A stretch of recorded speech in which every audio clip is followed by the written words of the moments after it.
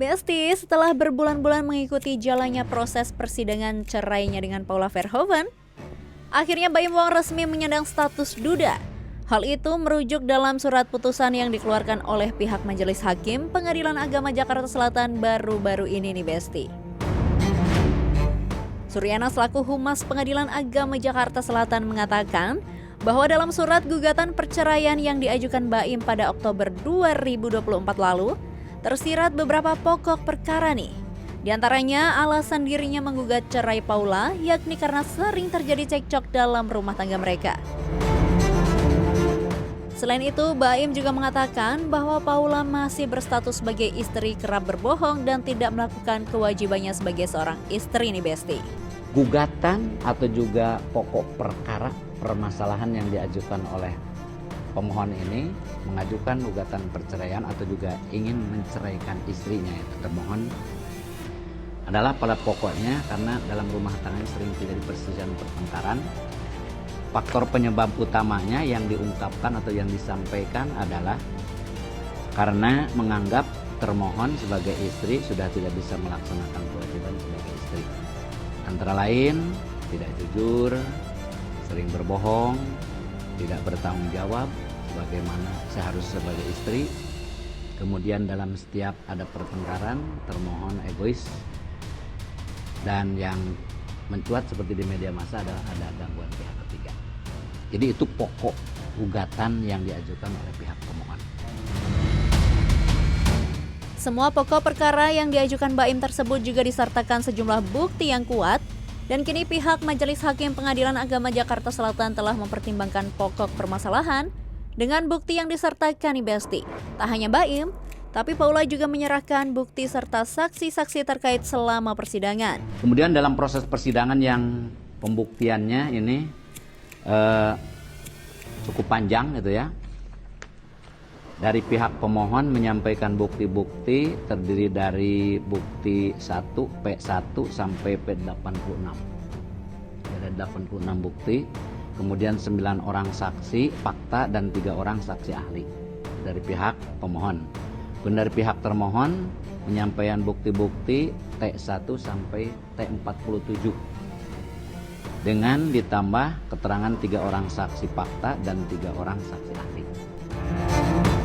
Lebih lanjut, Suryana menjelaskan bahwa sebelum surat gugatan dikeluarkan secara resmi, pihak Paula disebut mencantumkan beberapa hal yang harus dipenuhi Baim nih, yakni soal hak asuh anak, nafkah iddah hingga nafkah madiah dan nafkah mut'ah nih Besti. Seandainya terjadi perceraian, maka dia menuntut ya tetap hak asuh anaknya minta kepada termohon selaku ibunya. Yang paling utama, dia menuntut nafkah madiah. Jadi karena selama berpisah 1 April sampai dia terhitung 1 April sampai September 8 bulan, ya dia menuntut nafkah setiap bulannya 100 juta. Berarti total 800 juta. Dia menuntut mut'ah sebagai istri yang akan diceraikan adalah berupa uang sejumlah 3 miliar. Kemudian menuntut nafkah selama iddah. Jadi kan ada masa iddah 3 bulan, dia menuntut nafkah iddahnya 200 juta sebulan, berarti totalnya 600 juta ya. Jika anaknya diminta oleh termohon adalah dia menuntut nafkah anaknya gitu ya. Untuk nafkah anak, jadi untuk 2 orang anaknya itu sejumlah 80 juta ya setiap bulannya. Selain itu juga nafkah-nafkah seperti biaya pendidikan, kemudian biaya sehari-hari, bahkan juga dia menuntut kalau contohnya nanti mobil yang dipakai oleh anaknya itu rusak, perbaikan, tapi tidak menentukan berapa jumlahnya, termasuk perbaikan rumah. Alhasil dari proses panjang yang dilalui Baim dan Paula, akhirnya Majelis Hakim Pengadilan Agama Jakarta Selatan memutuskan bahwa sering terjadi percekcokan antara Baim dan Paula terbukti. Kemudian majelis hakim semua telah mempertimbangkan, dan dalam proses persidangan ternyata dalil-dalil yang disampaikan oleh pemohon tentang adanya perselisihan dan pertengkaran dalam rumah tangga pemohon dan termohon itu dinyatakan oleh majelis hakim terbukti. Selain itu, Suryana juga mengatakan bahwa kehadiran orang ketiga yang menjadi alasan rumah tangga Baim dan Paula kandas juga terbukti nih Besti. Dengan begitu, dalam perkara ini, Paula terbukti menjalin hubungan spesial dengan pria yang selama ini disebut-sebut adalah karyawan Baim sendiri. Gugatannya atau permohonan pemohon itu dikabulkan. Ya. Berkaitan dengan tentang adanya pihak ketiga. Ya. Juga di dalam persidangan, majelis hakim juga menyatakan itu terbukti. Sehingga dengan adanya pihak ketiga yang kita tahu di media, kami tidak bisa menyebutkan nama aslinya karena ini kan perkara belum inkrah ya. Jadi yang inisial NS itu majelis hakim menyatakan itu terbukti, sehingga dengan terbuktinya adanya pihak ketiga dalam rumah tangga pemohon dan termohon, dalam hal ini antara termohon dengan pihak ketiga tersebut, maka pihak termohon dinyatakan sebagai istri yang nusyuz. Istri nusyuz itu artinya istri yang durhaka kepada suami.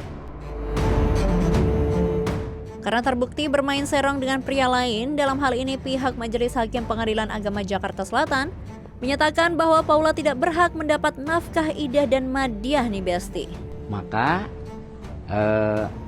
dengan dinyatakannya termohon sebagai istri yang nusyuz, maka hak-hak sebagai istri yang akan diceraikan dengan tadi untuk mendapatkan nafkah idah, nafkah madiah, nah itu secara otomatis maka dia dinyatakan tidak berhak. Oleh karena itu maka pengadilan atau dalam hal ini majelis hakim yang menyidangkan hanya mengabulkan tentang nafkah. Dan karena alasan tersebut, Majelis Hakim Pengadilan Agama Jakarta Selatan juga mengizinkan Baim untuk mentalak satu Paula. Mengenai hak asuh anak, dalam hal ini pihak Pengadilan Agama Jakarta Selatan memberikan jalan tengah untuk Baim dan Paula bersama-sama dalam mengasuh anak-anaknya nih. Putusan majelis hakim pada garis besarnya dengan gambaran seperti itu bisa diungkapkan antara lain ya, mengabulkan permohonan pemohon, kemudian memberi izin kepada pemohon untuk menjatuhkan talak satu roj'i terhadap termohon di depan sidang pengadilan agama Jakarta Selatan ini setelah putusan berkekuatan hukum tetap. Nah, berkaitan dengan nafkah, berkaitan dengan hak asuh anak, majelis hakim menentukan bahwa karena dalam proses persidangan ini telah diupayakan berkali-kali baik oleh majelis hakim maupun oleh mediator tentang hak asuh anak itu, ternyata ada kecenderungan antara pemohon dengan termohon itu untuk mengasuh anak secara bersama-sama. Jadi hasil keputusan majelis hakim, Paula terbukti selingkuh nih Besti. Hasil yang ditunggu-tunggu Besti-Besti semua, semoga aja setelah ini udah nggak ada keributan dan masalah lagi ya Besti.